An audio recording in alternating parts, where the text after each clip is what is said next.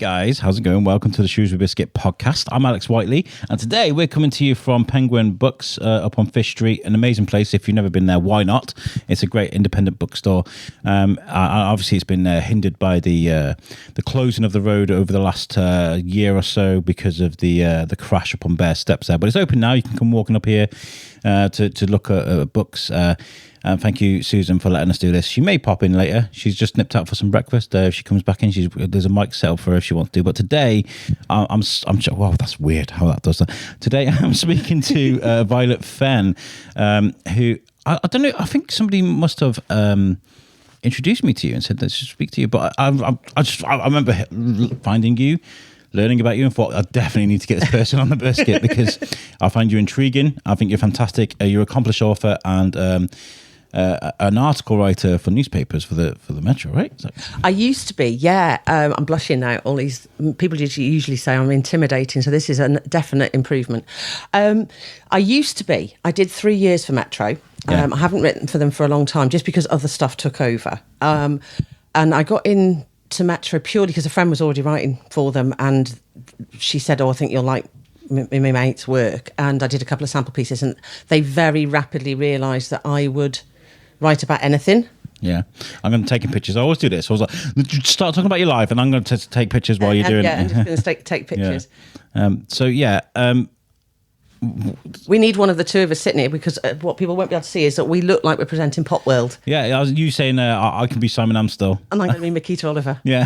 Hi guys, and welcome to T4. Today we're speaking to Jedward. We're going to be the scourge of Shrewsbury. Jedward once told me I was super magical. I saw that on your website. They slid into my DMs in the middle of the night to tell me I was super magical. That was a good day. Do you reckon one of them was just reading your book? Or do you reckon they were like cross-legged, arms down, reading the book together on a, you know what I mean? I think they were probably just trawling Twitter and they were bored and somebody was drunk at 2 a.m, one of them. But they write as if they're the same person. It's really weird. Yeah. We are one. They are an amorphous lump, bless them. But yeah, they're my babes. I love them. So yeah, of course I put it on my website. Okay, so let's get a history of you then, how you became you, because I like this. Where are you from? I met my dad. When a man loves a woman. Where do you begin? Shrewsbury, born and bred. Yeah, up the Shrews. And it's Shrewsbury, not Shrewsbury. Let's start that now. Let's just do that. There's no R in it even. It's Shrewsbury. Nigel Baker will have you believing it's Scruggersburg, actually.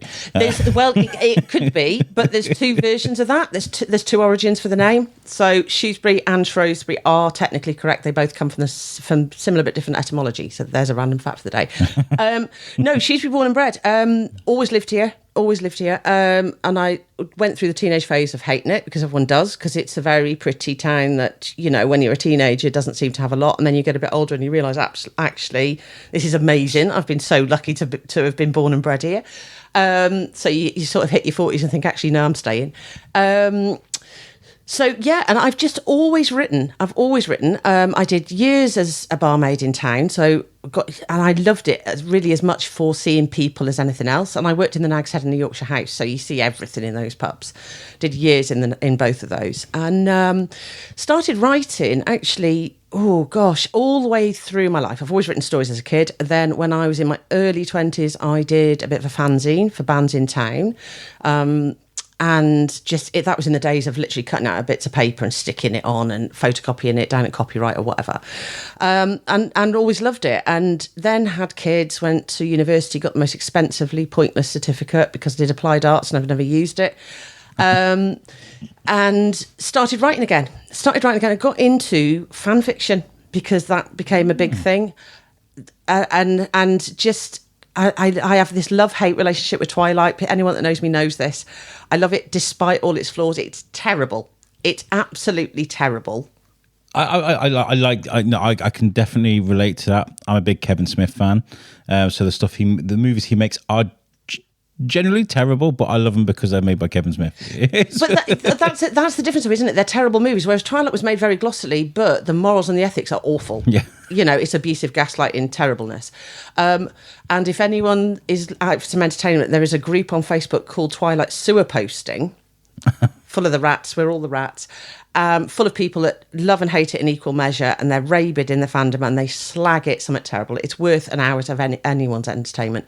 So I started doing fanfic based on that, just as practice, really, just as entertaining, and it was on fanfiction.net for a while and got popular. And then I was trying to think how I got into it. I actually then got approached by a publisher who was trying to ride the bandwagon of 50 Shades of Grey. Okay. And asked if I could basically write erotica to order. And I thought, right, I can do this. A lot of people did that, didn't they? A lot of people did it. And I was quite successful. There's no money in it because everybody was doing it at the same time. So there was hardly any. It kept me in handbags. What kind of demographic does that get? Does that get the at-home moms, let's have a giggle at this, this is great, I can relate to it? Or is it the seedy guys? Oh, I really like it. You know what? It's a little bit of both, I think. Yeah. It's always the seedy guys that end up in your DMs, put it that way. It's never the nice mums. I think a lot of people read it for fun and for refreshing stuff because 50 Shades was terrible. I once live tweeted watching the film and that's a couple of hours of my life I will never get back. I was just agog at the awfulness. So yeah, I did all right. I had a couple of, they were just short stories, but I had a couple of UK number ones, went top 10 in the States a couple of times, but still made no money, which just shows how flooded the market was at the time. Yes. But realised I could write stories. But from that, I then went to factual stuff because that was when Metro came in. And I did, as I said, I did a couple of sample pieces from there. They rapidly realised I've got no filters. Yeah. And would write better. Because for those who don't know, I'm autistic. I found out when I was 46. Whole lot of no Sherlock of everybody around me when they found that one out. And that's possibly why I have no filters and believe everything should be talked about. But I do think that's common sense anyway. Yes. So I ended up writing, as you have discovered, some very niche articles for Metro. Yeah, and I was quite shocked by it in a way because obviously you're an author of books that kind of lean towards, like, obviously there's the vampire book, the history of vampires and popular culture. The vampires are interesting because they kind of lean to the sexy thing that vampires tend to be, whether it's being the suave or the I don't know, the Vampire Diaries type stuff that you've been seeing recently, or there's the secrets and scandals in Regency Britain, sex and sexuality in Victorian Britain, and that is like a great observation of people. I love that. It's all about people, yes. And that goes back to me working in bars. It's people. And I was like, okay, let's look at the articles now because I was doing my research this morning. I do my research, guys. And I was like, okay, this is all going to be about. That's what this going to. But it wasn't. It's actually really wonderful articles. And there was one article that there was two articles I just really gelled with. And it was how to tackle social situations when you have anxiety. Now, I was in work the other night. And I was thinking, I talk about my social anxiety way too much on the Shrewsbury Biscuit. It's either going to push people away from the show or draw people in, but I do talk about my social anxiety because this is fine for me. Last night, I went to a meet. I'm starting with In Tune Radio, which is going to be a New Shropshire radio station, which is all community-based, which is what I love, which is why I'm going to be part of that. And we met at the boathouse, load of us, and my social anxiety was like, whoop, whoop, whoop, whoop. So what I did is I went in and I completely over-projected. I was too loud. I was rambling, being provocative with what I was saying. And then the same person. Yeah. And towards the end of the night, I was withdrawn in the corner, kind of like, I don't want to butt into the conversation. Yeah. That was me. And that article that you wrote really spoke to me. And then there was another one as well. Which one was it? I didn't write the note for it. But yeah, there was lots there that I found really helpful. Well, things like that I noticed because I'm diagnosed with generalised anxiety disorder, and have been for a long, long time. It was the lists one, the one about making lists. That's executive dysfunction. Yes, that's the one. That's the one. Right. So these all tie in, and they're a really common thing for everyone to have together. As I said, I'm autistic, and when I got diagnosed, the consultant that did it said he strongly believed that my anxiety came from being an undiagnosed autistic. I'm also going for assessment for ADD because I've been told by every official ever that that's what I've got, and they all tend to go together. What people don't realise is, it's all right saying everyone gets anxious, but if you feel like that, you know that it's a different thing to what other people think of anxiety. Yeah. I used to work with a friend at Leeds Festival every bank holiday. And there's a lady trying to get into the shop even though it's closed. Come back in a minute, darling. Susan's gone for breakfast. We're in a locked up shop. Susan's gone to get a breakfast. Yes, I think they can see us in the window, so they think it's open. Yeah, they think they're in for a TV show here, don't they? So I used to work. I did 5 years working for a friend of mine, Sam Cleesby. She's amazing. Doing Leeds Music Festival. Now, Sam worked backstage behind the main stage doing massage therapy for all the main stage bands. So we met everybody.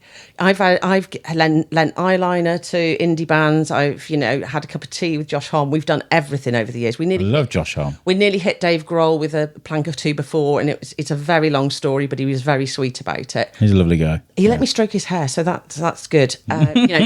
Jack Black was one of my favourites. Loads. We've met loads of people. So. But we did this for years, and we both said, and Sam's not diagnosed autistic, although she has issues of her own. But it was weird because you have 3 days where we had to be absolutely, on it and cool and not shriek at people, while you're sitting and having a cup of tea with Jarvis Cocker, that was a difficult one. And actually, Johnny Marr was the only person I've really struggled not to just go and lick his face or something, because he was amazing. But they were just hanging out and we were just mates. And we coped. But then we both realised that we're literally a week afterwards, just couldn't do it for a week. And I think there is a limited thing, like you said about going into things like that. You can do it, and I compensate like that. I'm loud, I'm Larry, and the rest of it, and the rest of me is like this tiny mouse in the corner. It's just weird, and it's weird how you kind of. You do the things you're not supposed to because you're thinking you're not supposed to do it. Like, I was like, okay, so I'm very transparent about what I'm doing. I am doing the Shrewsbury Biscuit and I'm doing In-Tune Radio at the same time. I love that, right? It shouldn't affect things because I think radio and podcasts run parallel. But I was like, we should still probably not mention this, Alex, in my head. We should not talk about the biscuit. So you went and said about it. Oh, I did this with the Shrewsbury Biscuit. I did that with the Shrewsbury Biscuit. I did it. Oh my God, it was just nuts. And I was like, why are you doing this? I went for a wee. I was like, don't mention the biscuit again. I went out and spoke about it instantly. It's just nuts. No, I do that totally. And that's the thing, anxiety and things like that. That executive dysfunction list, which for anyone that doesn't know is that inability to organise your life. A lot of people with any neurodiverse issues find organisation very difficult, and it can cause relationship issues, financial issues, all sorts. And usually it's the stress of trying to deal with it that causes anxiety and depression. And one of the people that I interviewed for that is a really, really high up medical consultant. And I know that he found it impossible to do his notes, his whatever, but he's got secretaries to do it, and that's how he manages. So I learned that everybody learns to manage it a different way. I mean, I run by lists, everything. I list on my phone. This book is just literally lists. But I can't do the books because now I cleared my desk the other day and I got 6 different notebooks on my desk, all with bits of notes in, and I couldn't remember which one I was using. So now I have my iPhone and it has a checklist, and every day there's a checklist. Yeah, I was looking at my watch earlier. I got a really old smart watch. It was like one of the Huawei's first ones. I was like, it'd be great to have my task list on my watch. It'll be like, all right, I've done that. Always on you. Yeah, because I have lots to do this weekend. This weekend now, I'm in the studio for 2 days solid. So I have to organise everything so I don't mess up, because all my work needs to be in Saturday night as a deadline. So I can't deviate from that. So I need to make a list. So this is what I've got to do. This is what I've got to do. This is what I've got to do. And you find quite often, though, if you do that, you'll then feel better because your brain can relax a little bit because your list is going to tell you. You haven't got to hold that information in. Little whiteboards are fantastic. Yeah. I love that because you just delete it. Oh, it feels so good. It's amazing. Oh, I've been known to add things to my list just so I can cross them back off again. I've done something extra because it makes me feel good. Yeah, it does, yeah.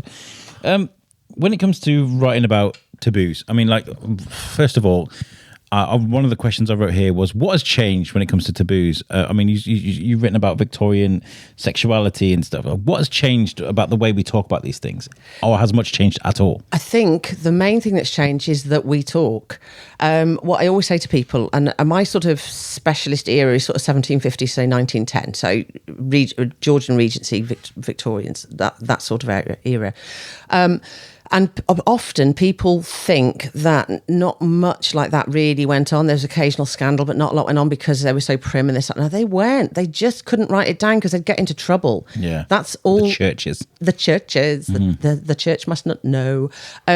So yeah, I think it's just the fact that we have the ability to be more open. And there's a caveat here. Obviously, the laws have changed.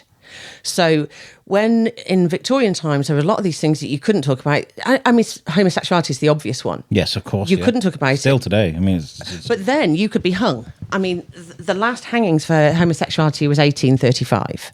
It was still a death sentence until the 1860s. We're both eyeing somebody in the window. he's having a good look at the books. Your book's in that window, so he's probably looking at your books. Oh, yeah, my book's in the window. We should point at it like da da da da da. Next on Pop World. Homosexuality, Yeah. So homosexuality was punishable by a death sentence till the 1860s when it was changed to, I think, 10 years imprisonment, transportation, whatever. The last hangings were only 1835. Two chaps who had been convicted on the say-so of somebody who was peeking through a keyhole. So we have to wonder what his, motivations were. The interesting fact, and this is what I always shoehorn this into everything I talk about, that lesbianism has never been illegal. It's nothing to do with Queen Victoria.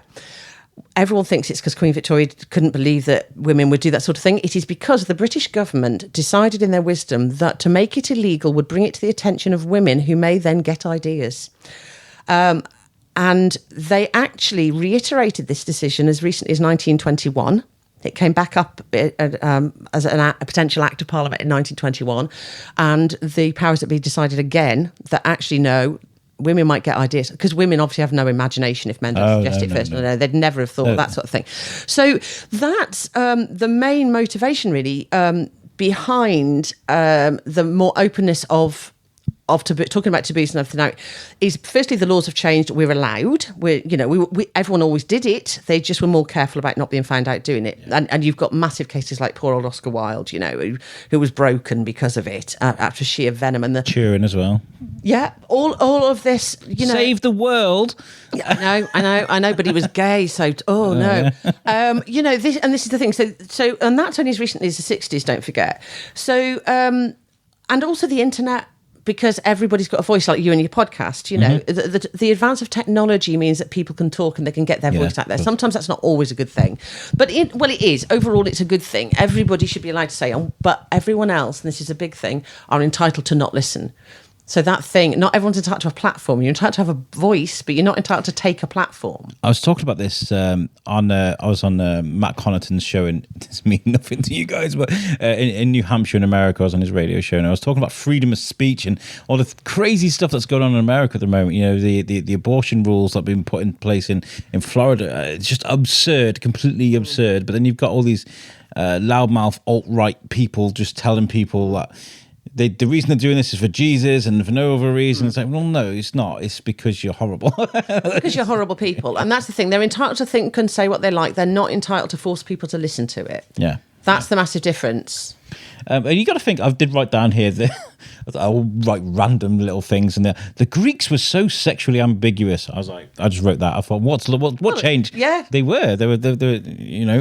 Well, this is the thing. I mean, I did a series for Metro on historical sexuality, which is how I ended up doing the history books, because I am really lucky in that I've usually been sort of spotted or poached for nearly everything I've done. And the publishers of my history books, one of their editors, saw one of my Metro articles. I had an amazing editor called Yvette, and she'd asked me to do a series on historical sexuality, and we started with the Romans and the Greeks and all this sort of stuff, and they were amazing. Some of what they did is appalling from what we would consider polyamorous relationships were normal for Greeks. Yeah, and to be fair, I know people that do that sort of thing these days. It's become much more open, and it really, really works for a lot of people. It really works. It's not my bag, but I've got friends who do it and thrive on it, so I totally get it. But these days, that it does come with that bit of stigma. You have to feel like you've got to explain yourself every time. Yeah. Whereas back then it was just normal. And, and things like, they go, oh, yes, but it was children, this, that and the other. And yes, some of that is really, really awful now to modernise. But we have to remember as well that the age of consent changed over the centuries as well. Even in this country, it was 13 until the 1800s. And only went up later that century. So, and that doesn't mean that was okay, but people often got married, had kids, whatever, very, very young. You had to in order to not die at your job. to be in your 40s was to be quite old back then. It was, but that's another fallacy though, that people think the life expectancy was really short, and it wasn't. I'm doing my family tree at the moment, and most of mine are in their 70s when they die. Wow. Even back to the 1700s, and that's actually true. The way they measure, the Office of National Statistics have changed how they measure things over the years, because there was a very high infant mortality rate, and that would skew all the other. It was bring all the life expectancy down. So for a very long time now, infant mortality, which luckily has gone way down and wouldn't skew it so much now, but it's stuck. Anything under 5 isn't counted in the generalised average of the age range. So if you got past 5, you'd probably hit your 60s, 70s easily, but you had to get past 5 first. Yeah. Interesting how things change. And you know what? Like after thousands of years of civilization, you'd think we'd make progress, but there's been a couple of things that have brought my eye. I'm not going to mention the name of it, but there was a shopping centre in Shrewsbury. That'd be the only one we've got now, Alex. There is a place in Shrewsbury. I was recently, I brought up that some poor woman was pulled up about breastfeeding in the shopping centre, which is absolutely fine. There's no, when it comes to a nude male or a nude female, I don't see that as, it's not a sexual thing. Bodies are bodies, humans. It's just a body. And when a woman is breastfeeding a child, it's the most natural thing. My boy was breastfed, and I was waiting for someone to mention it. I was waiting, I was like, oh come on, someone say something, please. Yeah, but probably that's why they didn't, because I'm staring at them. But it does happen. With my eldest, I remember distinctly having to breastfeed in the toilets of the Riverside Centre, which the old Riverside Centre, so they were grim. And having to breastfeed in there because of the looks I was getting in one of the cafes. That's 25 years ago, and I'd have hoped and I'd assumed, because my kids are adult now, that it had changed, but clearly not. And that's appalling. As you know, I got barred from Facebook recently. Yes. That was for showing what they just deemed to be inappropriate sexual content, and it was a full-bodied bloke, but he had his relevant bits covered up. They were bandaged up. It was to show a really terrible full body tattoo, and that's why I'd repost it, because the tattoo was hilarious. But I got banned from Facebook, and I thought it was the bots, automatically assuming it was studies bits on show sort of thing. And so I appealed it and got immediately informed that a human being had rechecked it and no, it was inappropriate. There was nothing sexual about that picture. No. So no, we haven't changed. And, and as America's shown, we're going backwards in a long way. So Adidas, I'm going to find it on my phone. Adidas have had an ad pulled over just this week, and it's because they showed bare boobs, and it was to show why women's sports bras. Let's find it. I'm going to show you boobs on my phone now. This is great radio, Al. I know, yeah, but you can't see it, but you can definitely Google it. You can definitely Google it, guys, and take a look. And you can show me Adidas boobies. Adidas boobies. Oh, where is it gone? Where has it gone? Don't tell me they've taken it off Google now. Okay, so Adidas sports bra band ad. This is where editing's good. Oh yeah, absolutely. They've blurred it all out and stuff now. Have they? Yeah. See, that's the thing though, isn't it? That even you can't even show me the picture because it's been blurred out because it's been deemed offensive to human eyes. I've got boobs, not being funny, not if anyone's noticed, but I'm an adult female with boobs. That's the ad that they made. It's basically showing that the women have different shapes of boobs, and that's an amazing advert. That's just really powerful, isn't it? I thought it was really brave, powerful. It becomes irrelevant because it's a whole wall of boobs. Who's even noticed? It's was it Sam Pooley Stride that did the wallpaper? Yes, with the boobs on it. Absolutely amazing stuff, and we need more of this stuff. This is the thing with recording. I said to Susan, I said don't be quiet. Run your business in the background. No, it's Channel 4 all over this, isn't it? Yeah. So art, when it comes to human beings, it sounds like we're just stumbling through this, but I don't mean to. I strongly feel that you shouldn't be doing this on Facebook. I think you end up stumbling a bit with it because it's so I'm so indignant about it all. Do you know, so I get all sort of a bit speechless, which is anyone who knows me will know this is a very rare occurrence. But it is really weird. Why are we so weird about sex and death, which are my sort of two topics, that's my specialist topics, and they come together as you said with things like vampires and stuff. But I think the reason people read that sort of stuff and like things like the Adidas thing, but also get all a bit, matron about it, is because they're the taboo subjects. But you can't get away from the fact that boobs exist, genitals exist. Yes.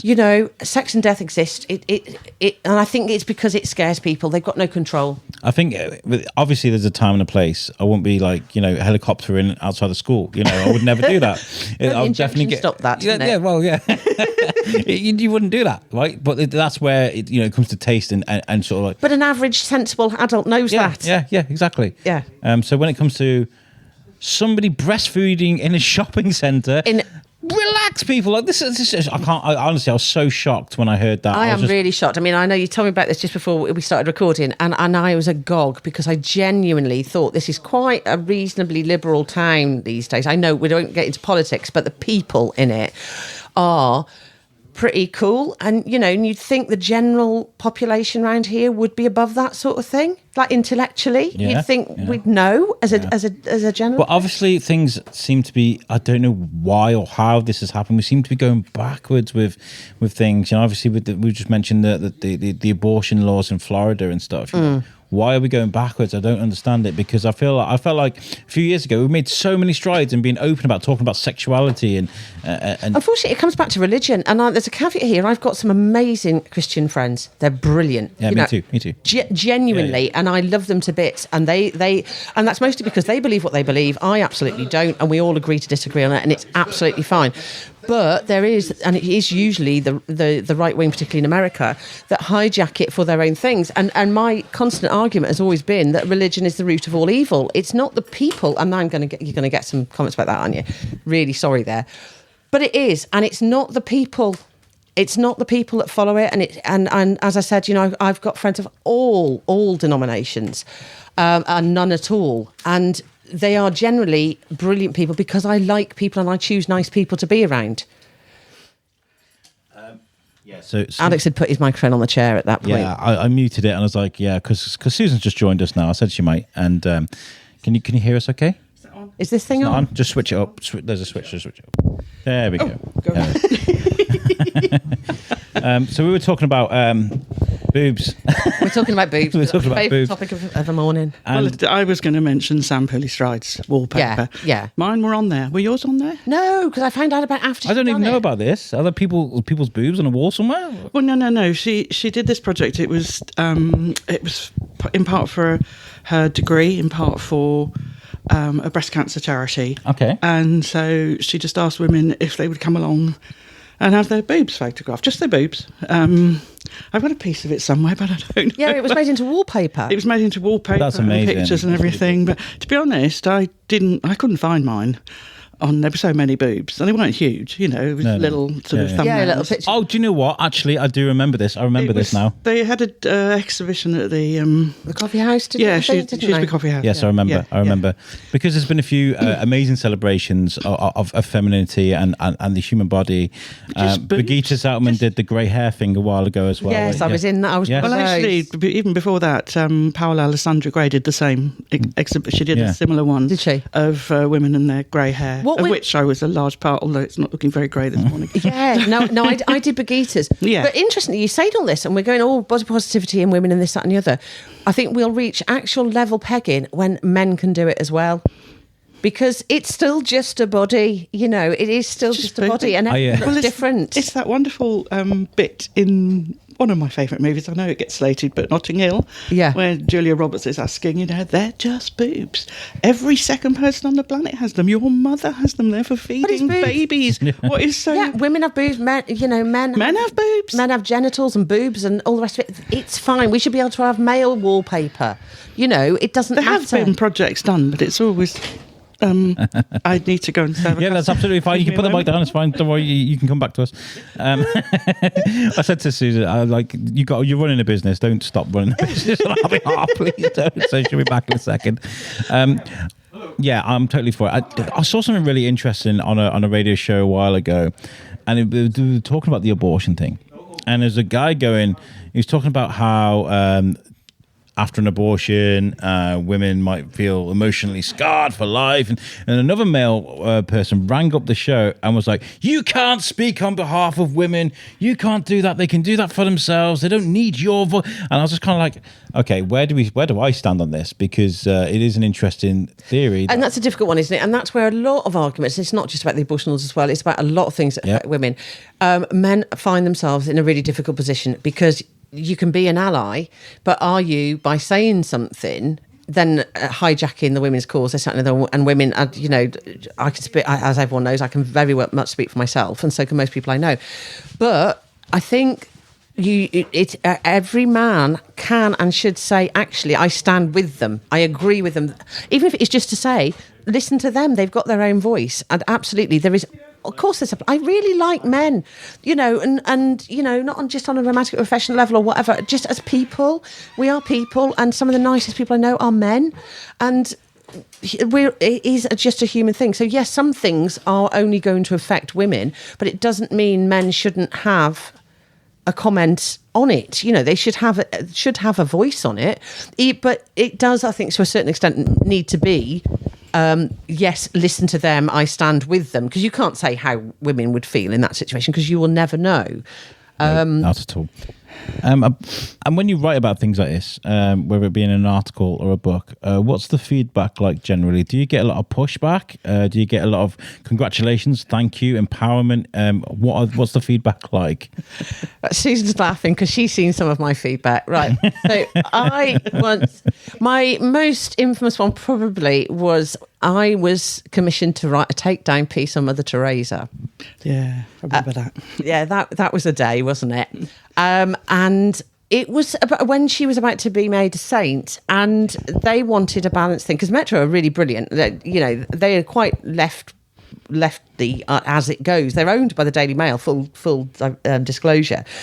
But they have been left alone to do their own thing. So they were pretty keen on doing this sort of stuff. And so they asked if I could write a pushback to Mother Teresa being made a saint. And oh boy, could I.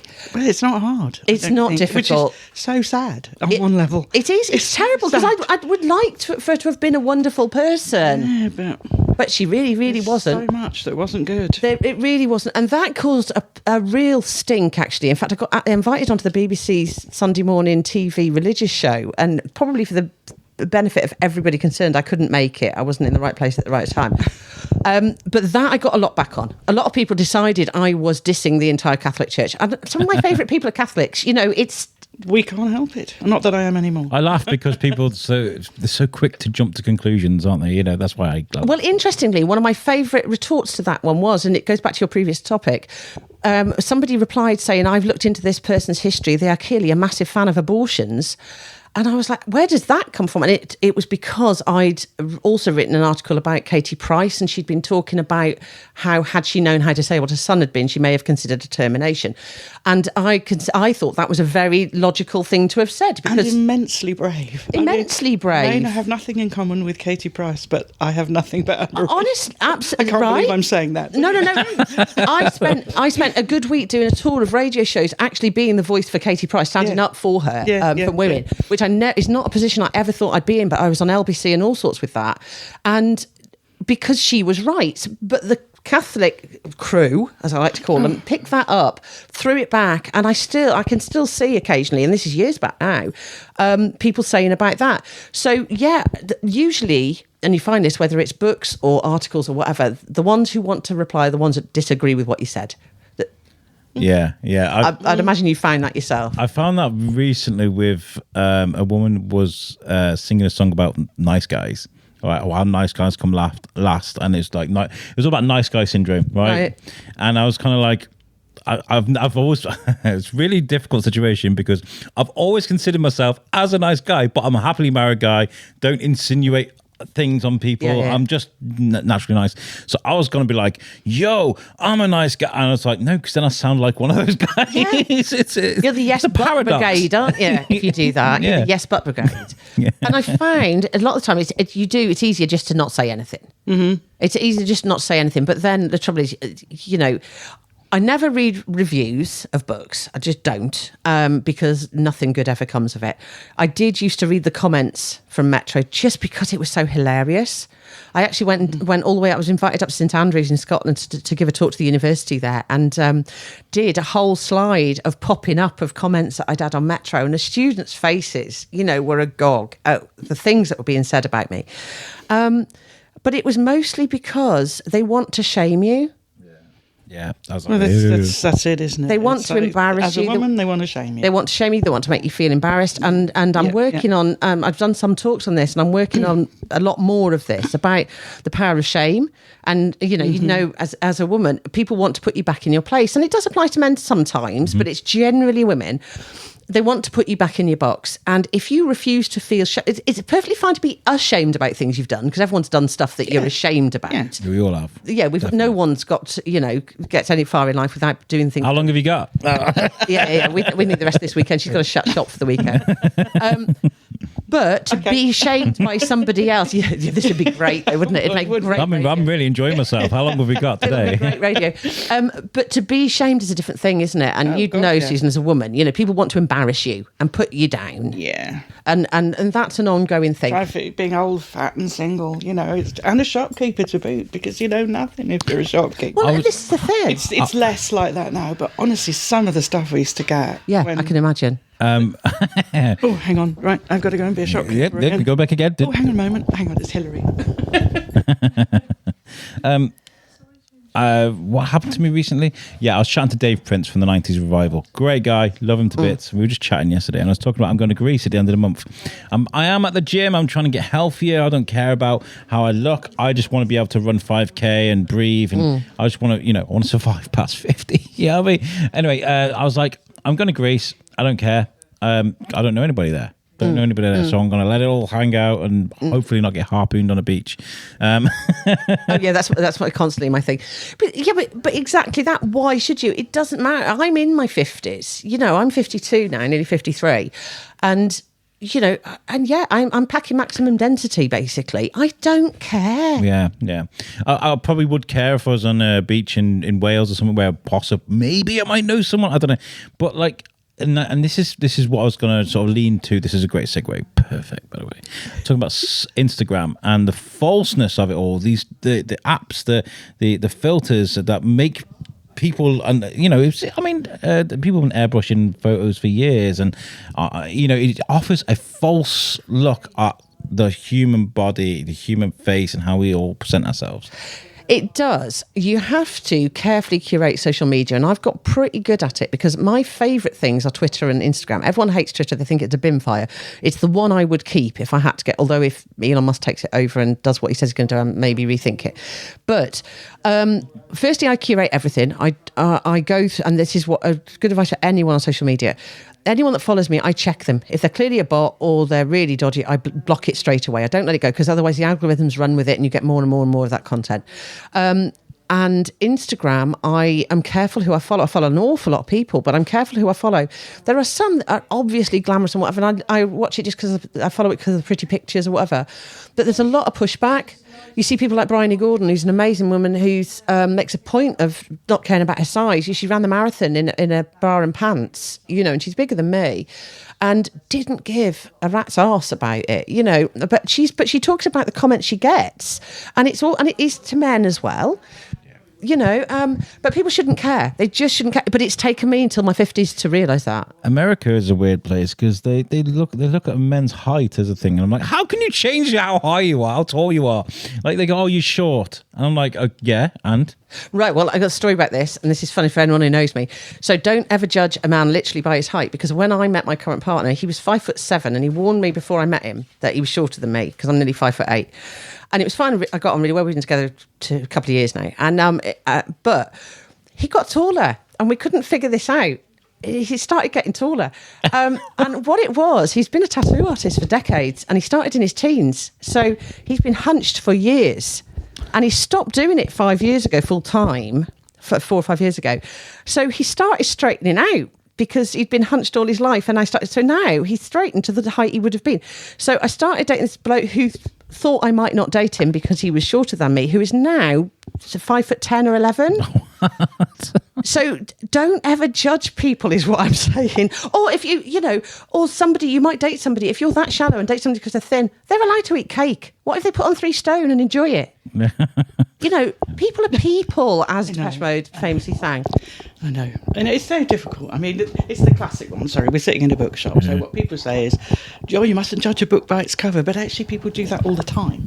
And actually, the whole purpose of the cover of a book is to attract. Of course it is, yeah. But that's its purpose. Yeah. And maybe a little bit in form, but nothing else. But the information's on the back, isn't it? The information, so you've actually got to pick it up, you've got to spend a bit of time with it, and you've got to work out whether or not it's something you're interested in. Yeah. That's what the outside is for.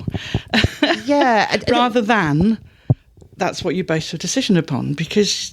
Yeah, this is the thing. I wonder if it's a neurodiverse approach to people because, going on attractiveness levels. If I look back at the people I've dated over the years, some of them were terrible, as we know.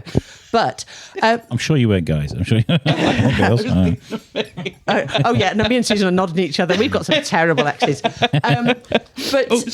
they look, and I mean, I can't speak for you, but they all look completely different. Completely different. There's some tall, there's some short, there's, some are bigger, small, some do different things. Some are absolute losers.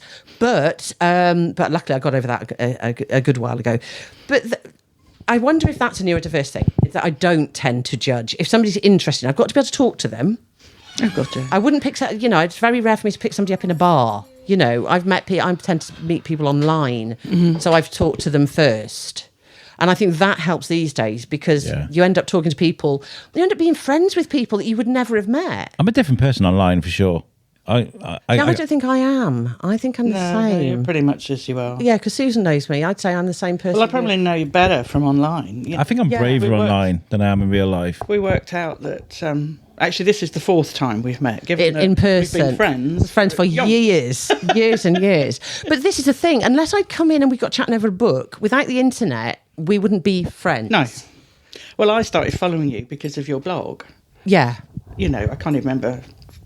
Sex, Death, Rock and Roll. It's still the name of the website. I remember thinking, this woman is absolutely bonkers. I got it. And then met me and realised, yes, she is. The first time we met, she was loaning me a Vax. Oh, yeah, I rescued you, didn't I? Because you'd had a flood and I came in with my Vax. And that's the first time we'd ever met, Yeah, it was just crazy. She went, don't be silly. Of course we've met before. I said, I really haven't. And it just felt like we had. But that's you're going back to the advances against disadvantages. The advantage of that is that we're sat here talking now because of the internet. Of course, yeah. We are. I wouldn't have met you. I wouldn't have met... And a lot of my friends from the internet are people from here or people from elsewhere, but I see in person a lot. Yeah. But they're of all ages, creeds, colours, ethnic backgrounds, everything, which I perhaps wouldn't have had growing up in Shrewsbury. No. Because whether anyone likes it or not, it is a very archetypal, parochial British town. It's very white British. It is. It's better than it was 40 odd years ago, isn't it? Oh, absolutely. I can remember it in the 70s. Yeah. It's much, much better. But if you didn't have the internet, and it was isolating because I didn't have the internet when I was a kid here. Mm-hmm. It's isolating. That was the days where I'd walk down Pride Hill and if I saw somebody with This is a heaving metropolis. Metropolis. It's metropolis. From where I grew up, breakfast. which was basically sort of 5 or 6 cottages in a lane and a bus once a year. But that's the difference now, though, isn't it? Because if kids grow up in that situation now, they've still got the internet. They do. My lad is at home most of the time because his college is in Telford, but he's got friends. One of his best friends is in Singapore, and they chat on the phone and everything. They talk all the time, and he would never have been able to do that. Yeah. So we have a more diverse, but there is more room for people's terrible opinions. I do think it's interesting though, because one of the things about you and me, I suspect, is that we may not say everything that we think. I know I'm very careful about certain topics, but if I do say something, it's because I mean it. Yes. And it's what I think. I'm not hiding. I may be careful about how I say something. Yeah. Because, but mostly if I put it online, on Facebook or whatever, I would say it. That's the thing. But not everybody does that. No, and that's the thing, isn't it? I think when you say some people are braver, that's maybe they're bolder. Yes, they're more likely to say something they wouldn't say in person. But an awful lot of people are just... I mean, there's a difference, isn't there? Weird. Between falsely brave and creating a fake account where you can be a troll. That's a different thing altogether. But me, with my own name, with, the biscuit attached to me and all my stuff I've worked together for, I can walk in and wade in and say some controversial thing. And, I've got stuff to lose. You know what I mean? By making the wrong comment, but do you know what I mean? Yeah. So, but do you think though that it? And this, I always find this interesting. I think it probably is still you. Yeah. Whichever version of you is you, because you're not putting a fake face. But also, on. we're not one thing. I mean, I'm a different Susan in here than I maybe am sitting in a bar with some friends. Yeah. And we're all like that. You're different with your kids. You've got a different personality for different things. So it's sort of, you're not... But it's still you at the core. And it's still, God, Alex, yes. It's you at the core of it, whatever you're doing. I have two. I love having two modes, and I was talking about this last night when we were talking to the Intuners. When I have the Shrewsbury Biscuit, and I had Thor's Kin, my weekly show, which is live, R-rated. Come and have a drink with us, guys. If you've got nothing to do, come sit. We can be foul, we can swear, we can talk about sex robots, we can talk about whatever's going on. Right? I like having two modes. I think it's really important to be able to blow off a bit of steam and be you. Because I know the biscuit is family friendly. I love that, right? That's for a purpose so that anybody can read it. It's all about the algorithms more than anything. I want this to be available for everybody. Do you know what I mean? I can't be like that all the time. I got to be. That's interesting, because the difficulty I found with my professional side of things is that most of it is technically family friendly. It's straightforward writing, honest stuff. But most setups would consider it unfriendly. They would consider adult content, because all of my work generally is about sex or death. It doesn't matter what scientific intellectual level that's at, that is considered an adult topic, and it shouldn't be. No, it shouldn't be. And this is why we're here today. Obviously I want to find out about you and your amazing career, but like talking about these things out in the open, they're talking about sex education, how it shouldn't be spoken about in kids. Like they flip the script on what they're actually trying to do in America. They're trying to prevent things rather than cure. They're not trying to prevent things. They're trying to control things. It's a massive difference. And all that will happen, because I can't even remember where I read the piece.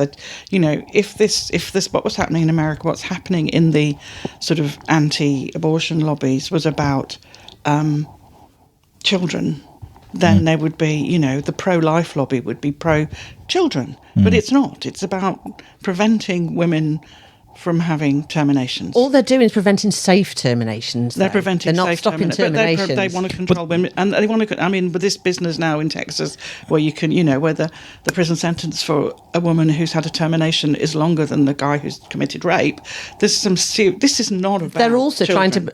trying to bring in a law against IUD coils as a contraceptive device. And I think it's Louisiana, or one of them is trying to make condoms illegal. This is all true. I've checked it this week, because now somebody said this morning, and I think this is the best thing ever, if stopping sex prevents pregnancy, is somebody going to talk to the Virgin Mary? Because and that's the basis of religion. So Susan's right. This is control. It is control. Because otherwise, there is no penalty for a guy who impregnates. Again, another one of my favourite movies. People are going to be surprised about this. That wonderful bit in Legally Blonde, where she challenges the guy who's seeking paternity of a donated sperm through artificial insemination, and she's sort of saying that, why this sperm, why now? Yeah. What about all the other sperm maybe that he's donated? Yeah. And if, he wasn't taking precautions during intercourse after a one-night stand, that could be deemed reckless endangerment. Yeah. And I'm thinking there's no penalty for a guy who randomly goes round.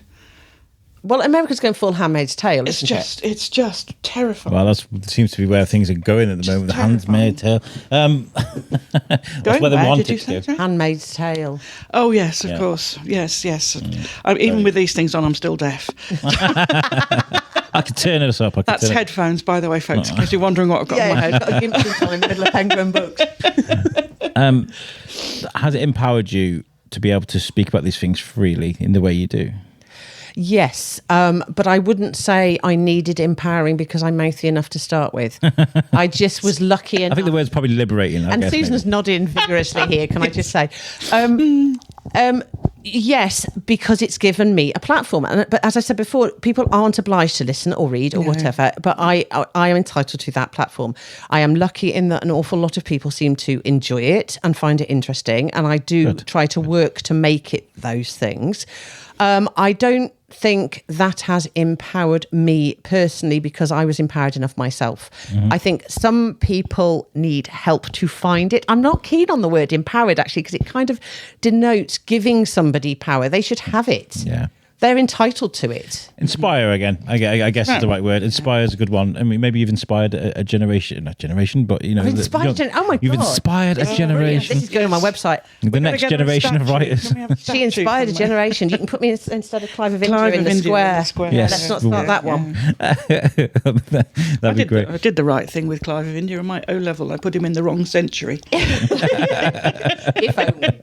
Do you think you've inspired the next generation of writings when it comes to women writing about these things, or even guys? I guess. Do you know what? I'm by far from being the first generation of it anyway. There's people, so many before me, and Susan will know this from books. Cynthia Heimel I loved in the 80s, I think she was, and people before that. Do you know what? One of my favourite writers is Jackie Collins, and everyone takes the mick.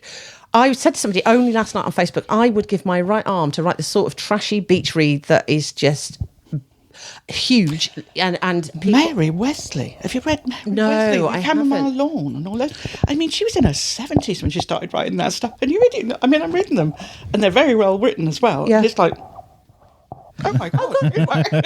when I was writing erotica, and I was doing it for a publisher in Cambridge, his mother in her 80s was my biggest fan. She used to read it out to a hairdresser, and he was horrified. Well, look what happened with the unmentionable books. 50 Shades. We touched on that while you were out having breakfast. I mean, those were bought, and I mean... But when we were saying about this early on when you were out, they were a brilliant thing. Now, for those who don't know, 50 Shades of Grey started as a Twilight fan fiction. I still have a copy of that on my computer when it was originally still the names from Twilight. It was still the characters from Twilight. And it got I didn't know that. Yeah, and it was on the same fan fiction website as I was using. And it became so massive that an Australian publisher offered to publish it, and to get around the copyright, she had to change the details, and that's what she did. Erica James, who wrote it, was at the time the producer of I Got News for You, and this was her favourite little hobby on the side, writing these fan fictions. So people slag her, but I was writing stuff at the same time. Now, if I did, and some of mine was awful, not in a horrible sexual way or whatever. It was just ridiculously cheesy because I found it funny. Now, if somebody had offered me millions for the rights to that and said, "But you've got to live with it being your name for the rest of your life," I'd have taken it, because that sorts my life, my kids, everything. So and it rolled and rolled and rolled, and the books were awful, the films are awful, everything's awful about it, but she took what she was given, and she ran. And also, people don't like a woman who gets that success. No, that's true. It's success. Well, they're not too fond of the men either. Dan Brown got slated for Da Vinci Code. But I bet he appears on a damn sight more book festival panels than E.R. James does. Yeah, I bet you. Yeah. I mean, money's money. That's a really stupid thing to say. Money isn't money. Well, I think it's. I mean, I was more concerned about it. Oh dear. I'm not one for censorship, but I'm renowned for deciding what my son could and couldn't watch or read when he was little. When he became older and he was able to make his own decisions, I wasn't going to interfere with that. But there were some things that I said no to for reasons that I thought were quite justified given his age. But given how many very young girls were reading that sort of stuff and similar stuff thereafter, that did disturb me slightly. The interesting thing is, my mum, we had a proper row about this, and she'd be furious if she hears this. My mum loaned that book to my son, my eldest son, when he was 15. He'd gone on holiday with her, and he'd run out of books to read. He'd just read a Russell Brand book, to be fair, and he'd run out of stuff to read, and she gave him that to read. In her defence, she hadn't read it herself at that point. It was just in a pile. And I was horrified, and I rang her up to have an absolute go at her, and she said, "Ask him what he thinks of it." So I asked him, and he said, "Mum, I got past the first 2 chapters and put it down. It was so boring." Yeah. And this was a 15-year-old boy, and I thought, well, actually, but going back to the girls reading it, yes, absolutely. Now, I've worked and still do in the adult retail industry to a certain extent. I wrote a column for the trade magazine for UK sex shops, well, worldwide, but based in the UK for years and years and years. The magazine folded last month, sadly, but I'd done that for years. And I've worked in warehousing for suppliers, all sorts, and I was a product reviewer for years, done all this. So I've had a lot to do with this sort of thing. And what I do think is a really important point that Susan made just then is that the BDSM element of E.L. James's books was not well written. It was dangerous. Do not go out and buy cable ties, kids. Do not. They're dangerous. You'll end up dying the police station, the fire station being cut out of them. They're really bad. Go to a decent website, find some good quick release stuff, go that way. So that was dangerous. And I do believe that was dangerous. The topic, I don't think was. The topic wasn't. No. Because it's been done brilliantly in other books, you know, in older books. And as you said, going back centuries, people wrote about this stuff and they've done it brilliantly. And that dynamic has been written about amazingly well. That, because it took, and not entirely E.L. James's fault. As I said, she wrote it off the cuff, literally as she went along as a fan fiction thing, and it snowballed and she had to go with it. Somebody should have taken that over and taken some of the elements out, because the ethics of that book are appalling. There's a bit where she's crying and because she knows he's going to hurt her, and he does it anyway, and not crying in a good way, you know, for those who know the difference. Not crying in a good way, and he does it anyway, and he leaves her crying. He leaves her there crying, and that actually comes up in the remake when it goes into Twilight, and because that's from the New Moon bit where she gets left lying in the woods, and that's a terrible thing as well. He just leaves her lying in the woods and walks off after saying he's trying to protect her, you know. So yeah, that's terrible. Is it, I mean, obviously for young girls to read this is obviously alarming, but is this not like a warning? This is how bad people can be? No. Well, no, I think once it becomes normalised, particularly, you know, once it becomes, you know, and they're being read and read and read and read and read, it's the worry that it's, people think that's what it should be. You know, that is a thing that I know for a fact, because having worked in the retail and writing side of that industry, is that the sort of things that, so I'm trying to keep this, you know, as polite as we can, that kept for birthdays and Christmas, you know, in ye olden days, are now considered absolutely the norm, expected on the first day from teenage upwards, you know, and that is a thing that is happening, and that is not good, because most people of my sort of age or whatever, you get to you do your fumbling practice as a teenager, then you get to know what you like and you dislike, and if you had a lucky upbringing, you know, and younger life, you learn what you want and what you don't want and how to stand up for yourself. But as Susan says, that's normalised. Now, the actual kink thing, because Alex, you know from reading some of my Metro stuff, is fine, and that should be normalised. Everybody has had kink since the dawn of time. I've always been taught, I've always read and always thought, and I always believe you should never kink shame anybody. If somebody's got something that you just don't agree with, you don't have to call them out, or whatever. Just they're doing as long as it's not for me, thanks. Yeah, there you go. The best thing I've ever heard, and I use it a lot, is never yuck on someone's yum, and you just don't. I love that. Which is it's a brilliant saying. It is. But that's a different thing. Knowing what you like and want to do of your own volition is very different to, as Susan said, being led to believe things outside your comfort zone are normal. And if you take all of that in the context of what we were saying before about control of women, you know, and the sort of power game that goes on between the sexes, and I use that term specifically, then you're in. It's even more dangerous, because young girls particularly are thinking, is this what I have to do? Yeah. Is this what I'm supposed to do? Will he like me? But that's why we need to be able to talk openly about this stuff and things, even this now. I love this. I think it's fantastic. Because this is... Yeah, I've got another book which I think is incredibly dangerous. I enjoyed the movie to a point, but the book, which I have read, which my best friend said to me, I read that book, I don't really understand it. I said, we're too old, love, that's why. And that's Bridget Jones's Diary. Now I really like that. I like the book, but I think there are aspects of that are really quite dangerous. It was clever. It wasn't the sex side of things, it was all the obsession with weight, and, you know. It was of its time, though, wasn't it? It was of its time, but it's still being read, and thankfully that doesn't quite manifest in the movie in the same way. But I remember reading the book and thinking, this is, as somebody who's struggled with their weight all their flaming life. Oh, I'm a big advocate for big pants, so you know that was a bit niggly when I have no choice. Anybody who knows me knows that's true. Big pants are the way forward. But it's just so there are other things that are. And I thought this was something that we're moving away from. I mean, this is what we kind of brought it up earlier. It was with Instagram, social media, and how we look at ourselves, how we look at the human figure. I thought we were moving away. There was years ago, they were like, right, you're not allowed to go and tell someone, even if they're going for a role for a movie, to lose weight. You're not allowed to do that anymore. Now it seems to be it's naturally implied. You know, you don't even have have to say it anymore. If you want to be successful on Instagram, you got to be super sexy. Oh God, and it's like, no, you don't. You really don't. No, and it's interesting watching foreign movies. They quite often you can see the actors in whatever sort of movie they are. They haven't gone for the looks and the tits and arse type thing. But funny, a friend of mine was saying yesterday. This is a real life friend of mine. She was saying it on Facebook. She's an actress, and she was in some adaptations of Catherine Cookson years ago. The Dwelling Place, it was. And she was the main part. And she was saying that she would have never got the part for this day because they informed, and she's a stunning woman, and they informed her back then in her 20s that she the original producer, I think, didn't want her because she wasn't thin enough and wasn't pretty enough. And the producer at the time insisted. He died recently, and that's why she was talking about it. And she said, if it wasn't for that man standing up for me, I wouldn't have had the career. She went on to be in all sorts. She's been in Peep Show, Men Behaving Badly, and all sorts. And but she was saying, I'd never have had that career.